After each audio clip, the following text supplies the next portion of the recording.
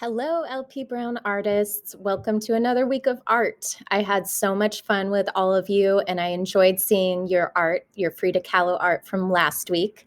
This week, we are focusing on another spectacular artist named Yayoi Kusama.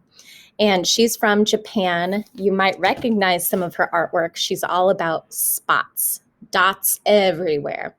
So I'm going to start the class with a read aloud all about her life, and then we'll get to create our own Yayoi Kusama artwork. All right.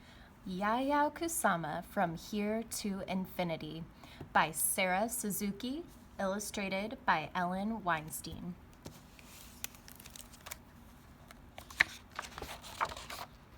Yayoi Kusama was born in the country of Japan on the island of Honshu in a town called Matsumoto City. An old palace made of wood and stone overlooked a moat where swans swam. The streets were lined with little shops, and snow-capped mountains rose in the distance, swallowing up the sun as it went down in the evening. Yayoi's family owned nurseries where all kinds of flowers and vegetables grew, and workers tended to the plants as they matured from seeds to sprouts to stalks. But Yayoi yearned for a different life, far from the countryside. She dreamed about what lay beyond the mountains in places far from Matsumoto City. She longed to leave home and see the world. And I want you to think, do you really think these plants looked like this? Or is it possibly her imagination? Yayoi's mother wanted her to stay home and learn old-fashioned manners, how to dress elegantly, walk demurely, eat politely, and find a proper husband. But Yayoi wanted to be an artist. Every day she went outside with ink and brushes and paper. She drew things she saw and things she imagined. She looked closely at the pebbles that lined the riverbed and at the leaves and stalks of plants. When she was older and studying in art school, her teachers disapproved of her work, and they demanded that Yayoi paint in the traditional, precise Japanese style. When she was 28 years old, she packed up her silk kimonos and thousands of drawings and stuffed dollar bills into the toes of her shoes. It was her first airplane trip. There were only 4 other passengers, and the weather was stormy with rain and lightning. The airplane wobbled and dipped as it flew to America. Whoop. In New York, Yayoi went to the top of the Empire State Building, the tallest building in a city full of tall buildings. When she looked down, she saw buses and cars and yellow taxis zooming up and down the avenues. From up on the 86th floor, they looked like dots. She felt very far from quiet Matsumoto City and her mother's rules. Here it seemed anything was possible. Yayoi set about turning her drawings of dots into paintings. The dollar bills that she had brought to America quickly ran out, and she spent what little money she had left on paints and canvases. She worked day and night. She painted when she was cold. She painted when she was hungry. She painted when she was lonely. And she turned her dots into sculptures, too, into soft tubes that covered sofas and chairs and books. She was devoted to her dots. For her, they were a way of thinking about the world among the stars as one dot among millions of others. They were a way of thinking about infinity. Sometimes when she grew frustrated, she visited the Museum of Modern Art. She gazed at paintings by other artists, and she thought about why and how they were made. Her paintings seemed so different from those she had seen at MoMA. When she was at last ready to show her artwork in public, she invited all the friends she had made in New York. When she arrived, a crowd was spilling out onto the sidewalk. Her friends lifted her into the air, shouting, "Yayoi, you've finally done it!" Word about her artwork spread quickly.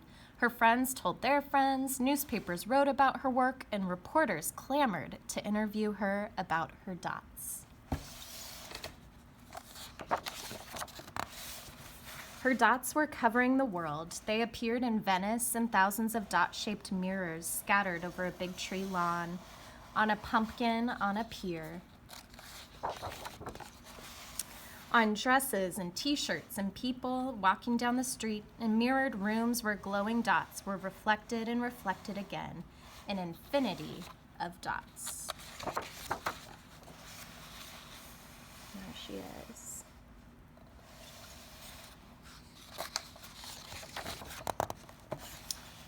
Having visited many countries all over the world, Yayoi returned to Japan.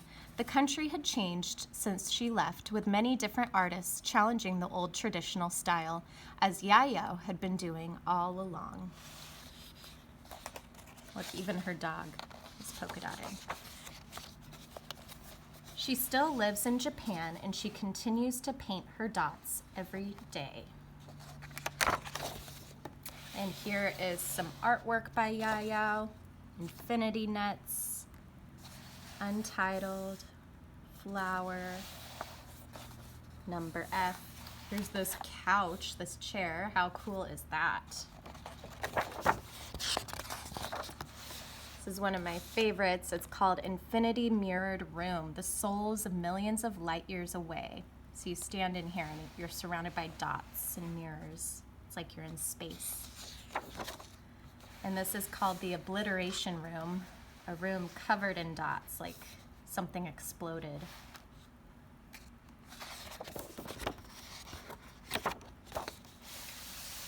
And here's Yayoi.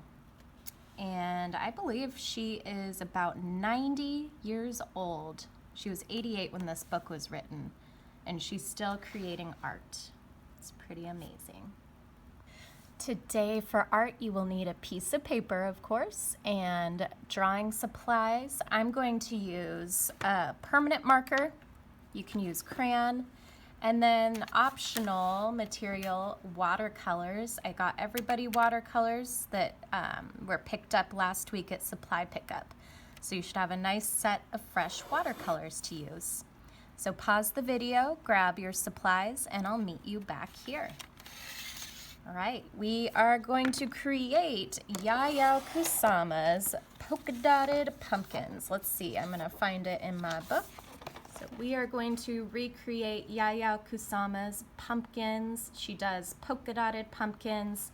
You can see there's a variety of dots, like a line of small, medium, large, even polka dots on the stem of the pumpkin. So we get to have fun with dots today. So we're going to start out by drawing the pumpkin. So grab a black crayon or black permanent marker. I'm going to use a permanent marker because I'll go over my design with watercolors. And if I use watercolors with a washable marker, it will all just kind of wash off and disappear. So you will have your paper in a landscape direction, horizontal, and you're going to start by drawing your pumpkin shape.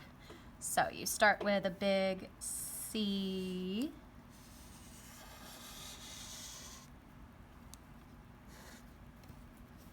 and then draw like a little smile line there. It's kind of a sad face line there, and a backwards C. So pumpkins are all different shapes and sizes, so don't worry if yours looks different or is lopsided, because we know pumpkins can be lopsided, and that's okay. Now we're going to draw a backwards kind of C shape here. This is going to make the pumpkin look more 3D, round. Another line. Next, we need the stem. Shoop.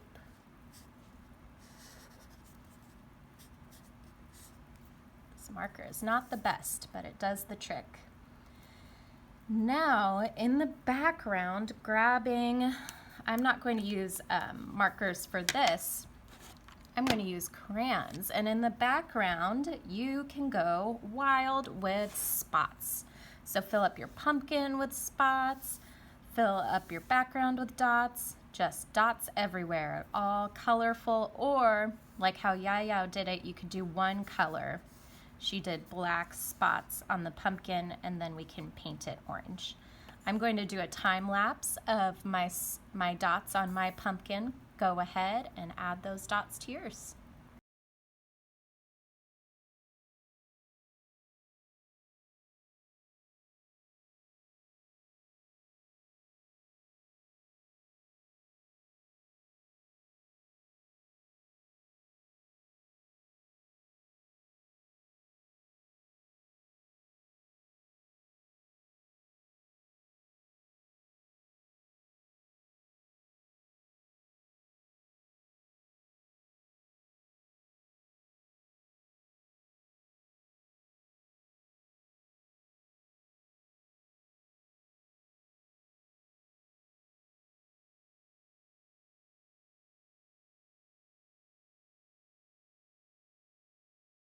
Okay, here we have our finished pumpkins. I hope you had fun doing all those spots and dots. I know my hand got a little tired. I had to stretch my wrists a little bit and take a few breaks. All right, and for your watercolors, if you chose to use the watercolors, here's how you're going to take care of your supplies. So when you're done, sometimes it gets a little messy. Mine didn't this time, but you can take a tissue and wipe out the colors, clean up around, and then you'll want to leave the watercolors open for a little while to dry out. The other thing that you'll want to do is rinse your paintbrush, make sure it's clean, dump out the water, and then leave your paintbrush with the bristles, the paintbrush side pointing up so it doesn't get squished in the cup or damaged. All right, I hope you guys had fun. Please send a picture of your pumpkins. I'd love to see them.